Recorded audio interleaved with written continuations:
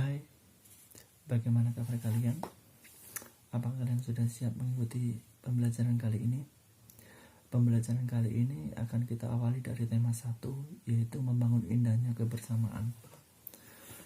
Membangun indahnya kebersamaan bisa dilakukan dengan berbagai cara, yaitu dengan cara menghargai, menghormati antar suku atau antar budaya, atau tidak mengejek satu sama lain agar tidak terjadi perpecahan.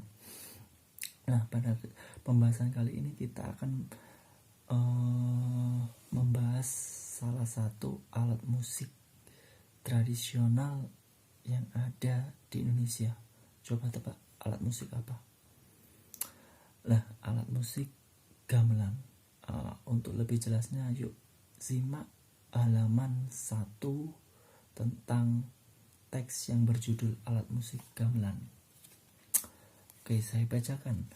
Alat musik gamelan. Alat musik gamelan merupakan salah satu alat musik yang terkenal di Indonesia. Alat musik yang satu ini sering kita jumpai pada beberapa kesenian di Indonesia, terutama di Jawa. Sebenarnya alat musik gamelan juga ada di beberapa daerah sekitar Jawa, yaitu Bali, Madura, dan Lombok. Arti gamelan sebenarnya berasal dari kata gamel, yaitu dalam bahasa Jawa mempunyai arti memukul atau menabuh. Sedangkan pada kata ada imbuhan kata an yang berfungsi membentuk kata benda. Dengan begitu, makna gamelan bisa kita artikan sebagai kumpulan dari beberapa alat musik yang dimainkan dengan cara dipukul atau ditabuh. Gamelan Jawa juga berkembang pesat saat zaman Majapahit. Bahkan pada saat itu bisa menyebar ke beberapa daerah sekitar Jawa, seperti Bali, Sunda. Akan tetapi gamelan yang ada di Jawa Tengah berbeda dengan gamelan dari Bali dan Sunda. Gamelan Jawa biasanya mempunyai ciri khas yang berbeda, yakni dengan nada yang lembut. Sementara gamelan Bali lebih cenderung rancak, dan gamelan Sunda biasanya terdengar lebih mendayu karena lebih didominasi dengan alat musik seruling. Teks halaman berikutnya. Gamelan Jawa pada umumnya digunakan untuk mengiringi sebuah kesenian wayang kulit dan pertunjukan tari. Sampai pada sekarang ini, gamelan bisa berdiri sendiri sebagai sebuah pertunjukan alat musik yang banyak diminati. Selain itu, supaya lebih lengkap lagi, kemudian pada pertunjukan itu diiringi oleh sinden. Pertunjukan alat musik gamelan ini biasanya berlangsung pada acara resmi di keraton, contohnya pada saat sehari sebelum diadakannya saketan. Selain itu, gamelan juga dipakai untuk mengiringi sebuah acara pernikahan yang diadakan oleh keluarga keraton. Pada umumnya, kegiatan itu terjadi di Keraton Yogyakarta. Nah, itu tadi adalah teks bacaan tentang alat musik gamelan. Coba saya ingin bertanya, bagaimana cara memainkan alat musik gamelan? Oke, dengan cara ditabuh ya, bagus. Berikutnya, apa sih arti alat musik gamelan? Coba kalian pikirkan. Kemudian berikutnya, apa kegunaan dari alat musik gamelan? Di situ. Coba setelah kalian mendengarkan teks tadi atau kalian dapat membaca teks tersebut di halaman 1 dan 2, bisakah kalian merangkum dari bacaan tersebut agar membuat bisa menjadi sebuah kesimpulan? Oke, ada salah satu cara untuk merangkum bacaan tersebut agar menjadi sebuah kesimpulan-kesimpulan. Salah satunya yaitu mencari ide pokok sebuah paragraf. Apa sih ide pokok itu? Ide pokok adalah masalah utama yang dibahas dalam suatu paragraf.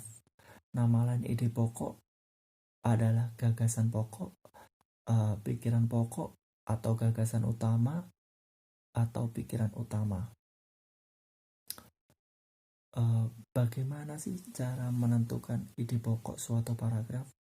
Ide pokok suatu paragraf itu biasanya terletak di awal paragraf atau di akhir paragraf.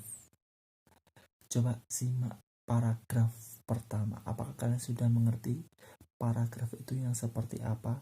Paragraf itu adalah sebuah teks, awal teks yang menjorok. Itu biasanya disebut sebagai paragraf. Di paragraf kedua ada juga teks yang menjorok berikutnya. Paragraf ketiga juga ada teks menjorok berikutnya. Nah, itu disebut sebagai batas atau sebagai bentuk paragraf. Bisa diamati dari teks halaman 1 sampai dengan halaman 2 itu sudah membentuk sebuah paragraf. Di situ kalau tidak salah ada 5 paragraf. Coba kalian amati yang halaman pertama. Saya bacakan. Gamelan merupakan salah satu alat musik yang terkenal di Indonesia. Alat musik yang satu ini sering kita jumpai pada beberapa kesenian tradisional di Indonesia, terutama di Jawa. Sebenarnya alat musik gamelan juga ada di beberapa daerah sekitar Jawa, yaitu Bali, Madura, dan Lombok. Nah, kira-kira gagasan pokok dari sebuah paragraf tersebut adalah apa ya? Nah, jadi gini, paragraf pokok atau ide pokok biasanya terletak di awal atau di akhir. Nah, tetapi kalau di paragraf pertama itu setelah disimpulkan, setelah dipahami maknanya, ide pokok tersebut berada di awal kalimat karena mewakili seluruh kalimat yang ada di paragraf tersebut. Jadi gini, gamelan merupakan salah satu alat musik yang terkenal di Indonesia. Di Indonesia itu akan ada Jawa, ada Bali, ada Madura, dan seluruh Indonesia. Jadi mewakili semuanya. Jadi gagasan pokok pada paragraf pertama yaitu berada di awal kalimat. Oke, bagaimana? Apakah sudah paham? Saya harap kalian memahami dengan baik. Ya, berikutnya alat musik gamelan. Alat musik gamelan merupakan salah satu alat musik yang terkenal di Indonesia. Alat musik yang satu ini sering kita jumpai pada beberapa kesenian tradisional di Indonesia. Gamelan Jawa pada umumnya digunakan untuk mengiringi kesenian seperti wayang kulit dan pertunjukan tari. Nah, kebudayaan atau budaya yang ada di Indonesia itu bermacam-macam, dari alat musiknya, dari seni tarinya, dari pakaian adatnya, dan macam-macam sekali. Banyak sekali alat musik tradisional yang ada di Indonesia. Tadi salah satunya itu gamelan, berasal dari Jawa. Nah, cara memainkannya yaitu dengan cara dipukul. Nah, ketika gamelan tersebut dipukul, dia akan mengeluarkan sumber bunyi. Bahkan alat-alat musik yang lain, ya, contohnya alat musik modern itu seperti gitar. Gitar ketika dipetik, dia akan mengeluarkan bunyi. Nah, yaitu yang disebut sumber bunyi. Jadi dari pembahasan tersebut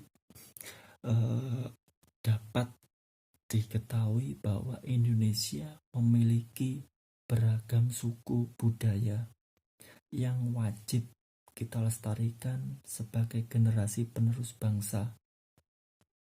Jadi kita harus mencintai, harus melestarikan semua bentuk budaya yang ada di Indonesia. Tahukah kalian, dari kegiatan ini kita telah belajar muatan pelajaran bahasa Indonesia. Kenapa kok bahasa Indonesia? Iya, karena kita mempelajari tentang ide pokok. Bagaimana cara mencari ide pokok? Mencari ide pokok itu mudah. Ide pokok itu biasanya terletak di awal atau di akhir sebuah paragraf. Diingat ya. Yang berikutnya kita belajar tentang PPKN, yaitu saling menghargai perbedaan. Menghargai perbedaan suku, budaya suatu bangsa. Kemudian kita juga mempelajari tentang IPA, yaitu bagaimana cara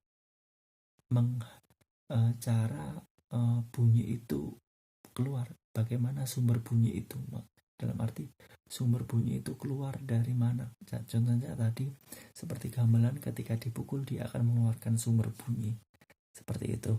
Nah, kalaupun kalian masih bingung atau masih kesulitan dalam mengerjakan buku modul kalian bisa menuliskan di kolom komentar yang ada di bawah, atau bisa langsung telepon atau menghubungi saya. Sampai sekian dulu pembelajaran hari ini. Mohon maaf jika ada kurang atau salah kata dari saya, dan salam growing with karakter. Terima kasih.